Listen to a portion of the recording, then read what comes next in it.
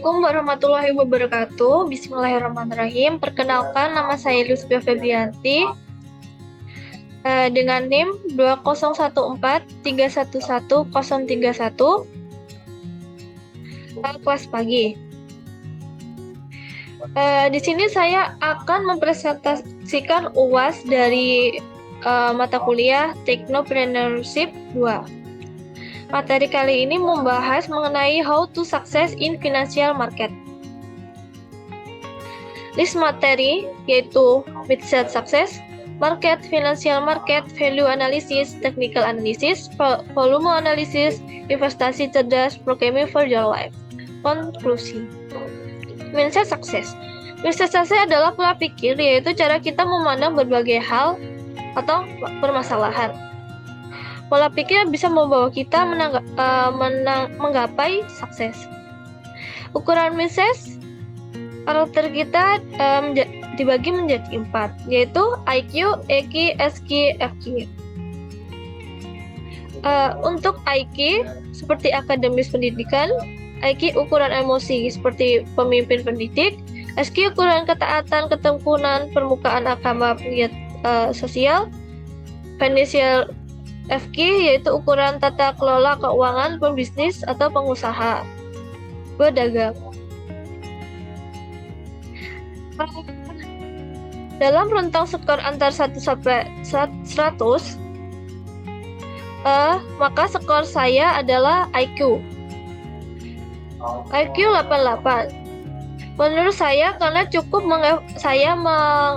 mengevakuasi dari dalam kemampuan memahami, mengevakuasi, mengingat, menganalisis suatu hal, dan memecahkan suatu masalah seperti matematika, pelajaran, dan lain-lain. EQ 90. Alasan menurut saya memiliki kepekaan emosi yang sangat tinggi, penting seperti dapat mengenali, memahami, mengelola emosi dalam berbagai situasi seperti rasa tanggung jawab, bersikap disiplin, empati, memahami perasaan sendiri dan orang lain. SQ skor 90. Menurut saya faktor agama sangat berpengaruh untuk menumbuhkan keyakinan hati dan menjadikan diri saya menjadi lebih baik, saling menghargai dan selalu rendah hati. FQ 80. Kenapa lebih rendah dari yang lain? Mungkin saya kurang dalam memanajemenkan keuangan, tetapi saya juga dapat banyak ilmu tentang pengelolaan pembisnisan yang dapat saya kembangkan lagi untuk kedepannya. Mindset aset. Segala sesuatu yang masuk yaitu memiliki usaha yang dapat menghasilkan pemasukan uang ke dompet kita seperti halnya aset, dan mengeluarkan uang yaitu beban. Di mana pemasukan aset, saham, bisnis ternak, dan beban yaitu pengeluaran seperti membeli perabotan dan lain-lain seperti rumah dan mobil untuk kebutuhan diri kita sendiri. Ini merupakan contoh dari cash flow, yaitu di mana kelas miskin dan kelas menengah. Yaitu untuk kelas miskin, yaitu pola keuangannya mendapatkan penghasilan, tetapi pendapat mereka yang masuk sama dengan pengeluaran yang mereka keluarkan. Untuk kelas menengah, mereka mendapatkan penghasilan, tetapi pendapatan mereka digunakan setengah dari penghasilannya untuk cicilan. Berikut merupakan cash flow kelas kaya, yaitu di mana pendapatan income diperoleh dari aset-aset yang dimilikinya. Pengeluaran ditekankan sebisa mungkin dan menerapkan pola pikir sederhana. Sisa pendapatannya setelah dikurangi pengeluaran, beban selalu ditekankan seminimal mungkin, maka nilai asetnya akan selalu meningkat. Cash flow kuadran. Jelaskan, apa itu ESB itu? Kuadran E adalah kuadran karyawan cenderung memilih keamanan dan juga kenyamanan dalam mendapatkan penghasilan dengan cara bekerja dan memperoleh gaji tetap per bulannya. Kuadran S yaitu self-employer business, memiliki arti di mana mereka sudah mempunyai dan mengerjakan jenis usahanya sendiri. B. Big business, yaitu mereka yang termasuk dalam bisnis jenis big business, yaitu pengusaha besar yang di dalamnya memiliki 500 lebih karyawan. Dan kuadra I, yaitu investor, di mana mereka yang berada dalam jenis kuadran mencapai kebebasan finansial dan juga kebebasan waktu. Bagaimana cara sukses di masing-masing kuadran? Untuk I, yaitu kita harus mengembangkan pemikiran kreatif dan inovasi, memecahkan masalah, dan jalin koneksi dengan orang-orang. Untuk kuadran S, yaitu kita harus menguasai keahlian kita yang relevan, meningkatkan keterampilan melalui pelatihan, ikuti perkembangan yang terbaru dari bidang-bidang yang kita minati. Untuk kuadran B, yaitu menentukan nilai-nilai dan citra merek yang kita inginkan. Bangun keahlian online, yaitu seperti situs web, media sosial, dan blog. Jalin hubungan dengan klien dan profesional dalam industri kita, dan tetap konsisten. Untuk kuadran I, kita buat rencana aksi yang jelas dan terstruktur, tetap fokus dan disiplin dalam menjalankan rencana tersebut, memanajemenkan waktu, dan belajar dari kegagalan. Selanjutnya, rantai usaha. Dari awal sampai akhir terbagi menjadi A. Dari skill menjadi uang, dan uang menjadi uang. Market atau pasar secara tradisional merupakan tempat bertemunya cara para penjual dan pembeli. Aktivitas pembeli di pasar disebut perdagangan, yaitu tipe-tipenya adalah pasar campuran dan pasar spesifik. Lalu bagaimana dengan definisi market masa kini yang telah berbasis teknologi? Yaitu suatu lingkungan bisnis di mana mereka bertransaksi jual beli dilakukan secara elektronik melalui platform online atau perangkat lunak khusus. Dalam market ini, teknologi memainkan peran utama dalam menghubungkan penjual dan pembeli, memfasilitasi proses transaksi, dan mengumpulkan data yang berharga untuk analisis dan pengambilan keputusan. Financial market, yaitu pasar keuangan, adalah pasar di mana berbagai jenis instrumen keuangan diperdagangkan, termasuk saham, komoditas, dan lain-lain. Jenis-jenis financial market. Pertama, pasar modal, pasar valuta asing, pasar komoditas. Mindset investasi or trading. Investasi atau trading. Investasi bertujuan membangun portofolio aset, mendapatkan income dari penghasilan aset, tergolong dalam passive income, pelakunya disebut sebagai investor. Trading bertujuan memperoleh keuntungan secara langsung, mendapatkan income dan profit trading, tergolong dalam active income, dan pelakunya sebagai trader. Ini termasuk buy low, sell high, yaitu mindset trading atau investasi sederhana, yaitu kita beli saat harga murah atau turun, lalu jual pada saat harga mahal atau naik. Strategi investasi dalam cara saving, menabung, atau DCA, yaitu strategi menabung rutin, sebuah metode sederhana di mana kita menginvestasikan sebuah uang yang sama setiap bulan ataupun setiap minggu. Strateginya yaitu disiplin untuk membeli saham dengan jumlah nominal pembelian yang sama, tanpa peduli harga naik atau turun. Strategi dengan cara trading ini yaitu dari modal awal yang digunakan untuk berdagang. Setelah memperoleh keuntungan yang cukup besar, maka keuntungan tersebut dipilah sebagai untuk diinvestasikan dan sebagian langsung bisa dinikmati. Analisis dan prediksi harga. Metode analisis dan prediksi pertama adalah value analysis, technical analysis, dan volume analysis.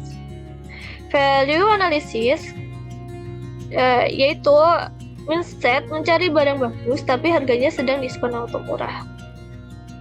Pertama, laporkan keuangan perusahaan, berita ekonomi, sentimen pasar. Value investing merupakan metode untuk membeli saham di bawah harga wajarnya. untuk kemudian dijual di harga wajarnya. Prinsipnya adalah wajib dipegang seorang value investor, itu hanya membeli saham yang kinerjanya bagus dan dijual murah. Artinya berada di bawah nilai intrinsiknya. Selanjutnya kita harus membuat laporan keuangan perusahaan. Yaitu kita harus dan diwajibkan merilis laporan keuangan secara berkala, kuartal atau tahunan. Dari laporan keuangan tersebut bisa dilakukan analisis fundamental dengan cara mencermati beberapa poin utama yang berpengaruh terhadap nilai saham ke depannya. Contoh acuan analisis fundamental yaitu emiten memiliki kapasitas pasar, perusahaan terus meningkat laba dan sahamnya, dan lain-lain. Berita ekonomi. Jika berita tersebut positif, maka diharapkan mempengaruhi harga saham naik dan sebaliknya. Seperti contoh di gambar ini, sentimen isu, yaitu berita yang tidak terkait langsung dengan ekonomi manapun. Perusahaan pemilik saham namun bisa mempengaruhi harga saham naik turun. Technical analysis. Technical analysis adalah metode untuk memprediksi harga. Dikenal pula sebagai metode chart-is karena mengandalkan chart seperti media analisisnya. Chart yaitu grafik harga, menampilkan perubahan harga dari waktu ke waktu. Macam-macam, line chart, bar chart, candlestick. Ini merupakan contoh line chart, yaitu berbentuk grafis garis yang menampilkan histori perubahan harga dari waktu ke waktu. Bar chart berbentuk seperti batang linding yang berjajar. Candlestick chart yaitu seperti batang-batang linding yang berjajar yang mempresentasikan OHLC harga. Misal technical analysis. Perangkat technical analysis, price action, pattern, pola-pola pergerakan harga, indikator, rumus matematika yang ditampilkan secara grafis. Price action yaitu histori harga suatu saham yang bisa digambarkan secara grafikal, sehingga bisa dimanfaatkan untuk melakukan analisis dan prediksi harga saham ke depannya. Seperti contoh dalam gambar ini, patterns yaitu pola pergerakan harga yang bisa dijadikan acuan memprediksi harga selanjutnya. Ada dua pattern, yaitu candlestick pattern dan chart pattern. Berikut adalah gambar dan contoh jenis-jenis pattern. Ini merupakan contoh candlestick pattern pin bar. Macam-macam chart pattern. Berikut adalah macam-macam seperti bearish double trap, bearish hard and shoulder, dan lain-lain. Pattern chart pattern double drop. Seperti contoh berikut. Indikator. Indikator adalah sebuah alat atau tool yang memberikan data dari hasil perhitungan rumus tertentu untuk mengukur dan menilai kondisi pasar sehingga trader bisa memprediksi arah market selanjutnya. Indikator moving average (MA) yaitu rata-rata harga saham dalam suatu rentang periode tertentu yang ditampilkan sebagai suatu garis kurva pada chart seperti SMA, EMA, WMA, dan lain-lain. Indikator stokastik yaitu dikembangkan oleh Georges yang merupakan indikator yang berguna untuk menilai momentum atau kekurangan trading. Memprediksi harga dengan cara membandingkan rentang harga tinggi dan terendah dengan harga penutupnya sebagai periode waktu tertentu. Bollinger Bands adalah satu indikator teknikal yang digunakan untuk mengukur volatilitas dan menentukan arah tren pergerakan harga. Volume analisis. Misal volume analisis. Order book, likuiditas, volatilitas. Perangkat volume analisis. Order book atau disebut juga price book berfungsi untuk menampilkan informasi penawaran saat ini yang berisi harga bin, harga offer, jumlah antrian bin, dan lain-lain. Likuiditas. akan memudahkan kita menjual dan membeli saham tersebut atau sebaliknya. Saham yang tidak liquid sulit dijual lagi. Volatilitas. Volatilitas atau volatility adalah ukuran tingkat fluktuasi harga saham. Volatilitas selalu menjadi teman bagi trader karena volatilitas yang tinggi sama dengan peluang keuntungan yang semakin besar. Investasi cerdas. Kita harus cerdas berarti paham dan tampil. Cerdas berarti memanfaatkan kecerdasan buatan seperti dengan algoritma trading, yaitu robot trading atau expert artificial atau AI. Mengapa trading menggunakan robot? Prinsip 3M. Yang paling menentukan adalah mindset. Metode yang sama persis, MM, dijalankan oleh orang yang berbeda, hasil berbeda. Robot yang bagus adalah mencakup metode dan money manajemen tanpa pengaruh emosi faktor psikologi. Apa yang diprogram untuk robot? Yaitu kapan saja entry dan exit timing market. Sederhananya adalah kapan saat beli dan kapan saat jual, berdasarkan harga, pattern, dan indikator.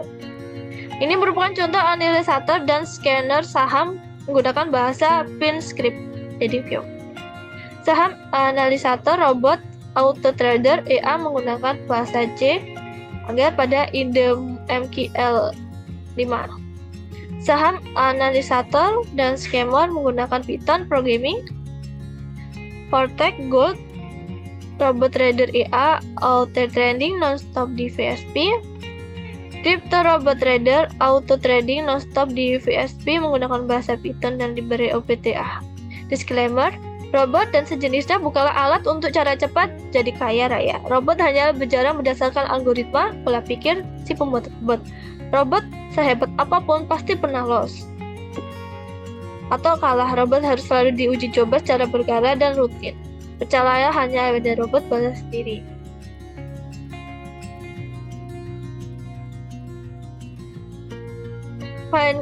Konklusi, financial market adalah sarana atau media untuk berbisnis. Bisa menjadi kaya dengannya, tapi bukan cara yang cepat kaya. Untuk bisa sukses di suatu market, kenali marketnya, aturan mainnya, para pemainnya, dan strategi permainannya. Lalu berlatihlah dan tumbuh kembanglah dengan normal, bukan secara instan. Sekian dari presentasi saya, kurang lebihnya mohon maaf. Assalamualaikum warahmatullahi wabarakatuh.